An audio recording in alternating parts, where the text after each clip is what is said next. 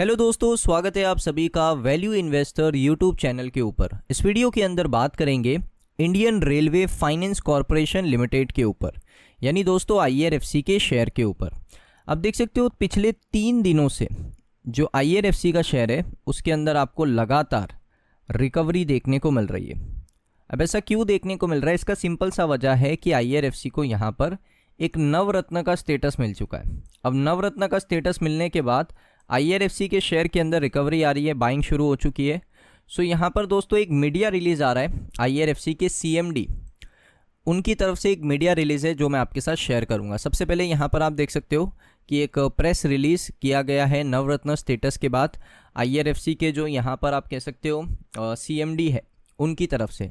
अब उन्होंने यहाँ पर क्या बताया आप देख सकते हो। इनका नाम है मनोज कुमार दुबे, कंपनी के CMD और CEO हैं ये IRFC के।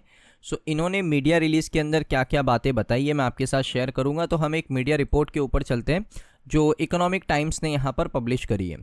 सो यहाँ पर आने वाले 5 सालों का प्लान CMD ने बता दिया है मनोज कुमार दुबे ने, और डिविडेंड का हिस्ट्री भी मैं आपके साथ शेयर करूँगा IRFC का। तो सबसे पहले 5 साल का प्लान देख लेते हैं। सो IRFC को सबको पता है कि यहाँ पर एक नवरत्न का स्टेटस मिल चुका है। मिनी रत्न से IRFC को नवरत्न कंपनी घोषित कर दिया है सरकार ने। अब IRFC का जो एनुअल टर्नओवर है वो है 26,644 करोड़, 26,644 करोड़, और प्रॉफिट आफ्टर टैक्स है 6,412 करोड़ का, और कंपनी का नेट वर्थ है 49,178 करोड़ का। ये फिगर्स मैं आपको इसलिए बता रहा हूँ बिकॉज आगे ये फिगर्स काम आएंगे, इसको याद रखना। अब आगे चलते हैं। सबसे पहले यहाँ पर देख सकते हो मनोज कुमार दुबे ने बताया कि जो नवरत्न स्टेटस है उससे कंपनी का जो बिज़नेस है वो काफ़ी इजी हो चुका है, यानी बिज़नेस प्रोसेस जो होता है ना वो काफ़ी आसान हो चुका है।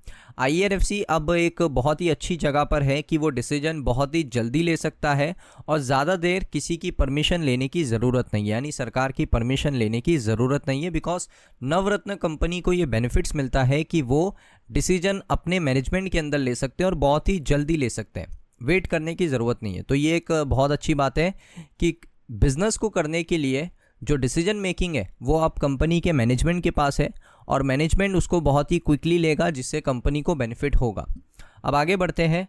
उसके बाद उन्होंने कहा कि हम यहाँ पर इंडियन रेलवेज़ को लोन और फंड्स प्रोवाइड करते हैं, लेकिन IRFC अब यहाँ पर नए बिजनेस अपॉर्चुनिटीज़ को एक्सप्लोर करने वाला है। इसका मतलब क्या है कि कुछ नया बिजनेस IRFC कर सकता है।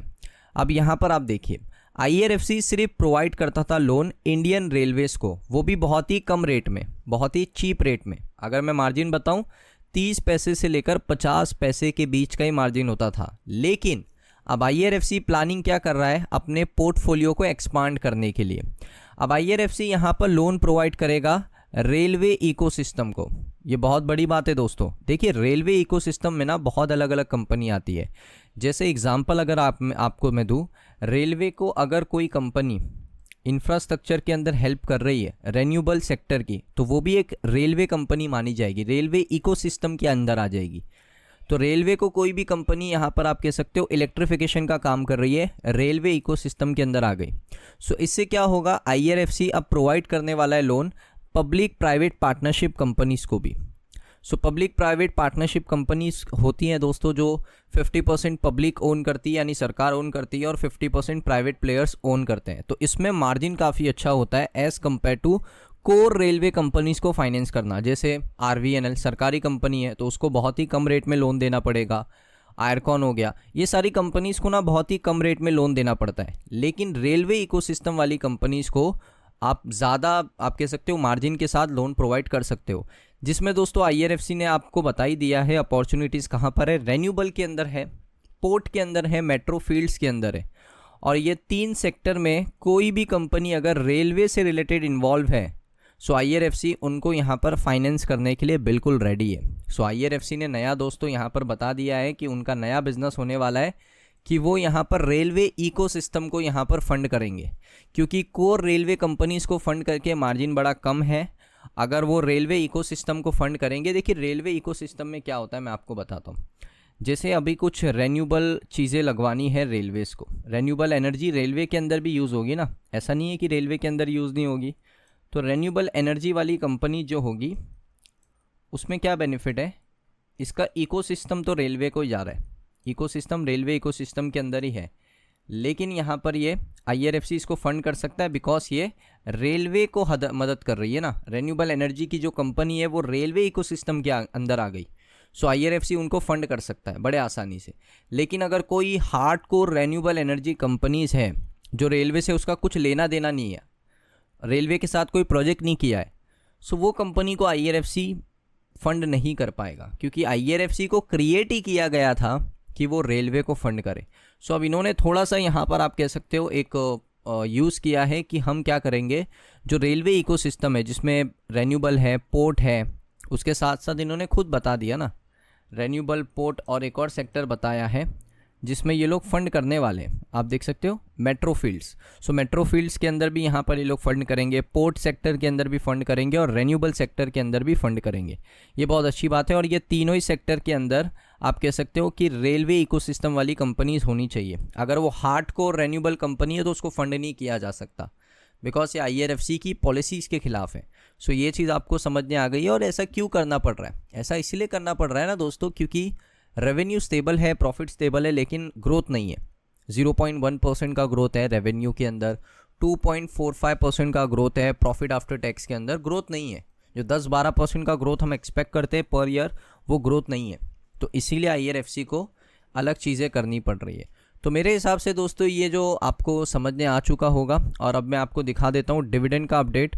सो डिविडेंड का अपडेट क्या है, सो डिविडेंड देखिए 1.27% का IRFC प्रोवाइड कर चुका है और उसके साथ साथ IRFC ने अभी तक 8 बार डिविडेंड दिया है, यानी हर साल 2 बार डिविडेंड मिलता है। 2021 में भी 2 बार डिविडेंड मिला था, एक फरवरी में एक नवंबर में। 2022 में IRFC ने 2 बार डिविडेंड दिया, सितंबर नवंबर में।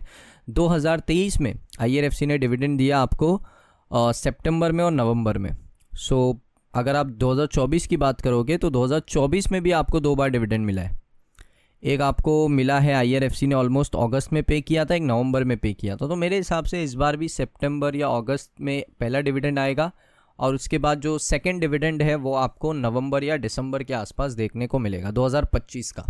सो 25 में भी डिविडेंड मिलेगा और IRFC का बिजनेस यहाँ से थोड़ा अच्छा ग्रो हो सकता है बिकॉज पहली चीज़ नवरत्न हो चुकी है, डिसीजन मेकिंग मैनेजमेंट के हाथ में है, ज़्यादा सरकार की परमिशन लेने की ज़रूरत नहीं है, जॉइंट वेंचर क्रिएट कर सकते हैं। रेलवे इकोसिस्टम के अंदर फाइनेंस करने से मार्जिन बढ़ेगा तो रेवेन्यू वहाँ से स्टेबल हो सकता है, इम्प्रूव हो सकता है और सबसे अच्छा प्रॉफिट ग्रो हो सकता है। अगर ये सारी चीज़ें होती आने वाले 3 से 4 या 5 सालों के अंदर, सो डेफिनेटली एक डिफरेंस आपको IRFC जो अभी है और आने वाले 5 सालों के अंदर एक मेजर डिफरेंस आपको कंपनी के फाइनेंशियल्स के अंदर देखने को मिलेगा। सो दोस्तों ये वीडियो आपको कैसा लगा कमेंट सेक्शन में बताइए। अगर आपको ये वीडियो अच्छा लगा वीडियो को लाइक करें। मिलता हूँ मैं नेक्स्ट वीडियो के अंदर।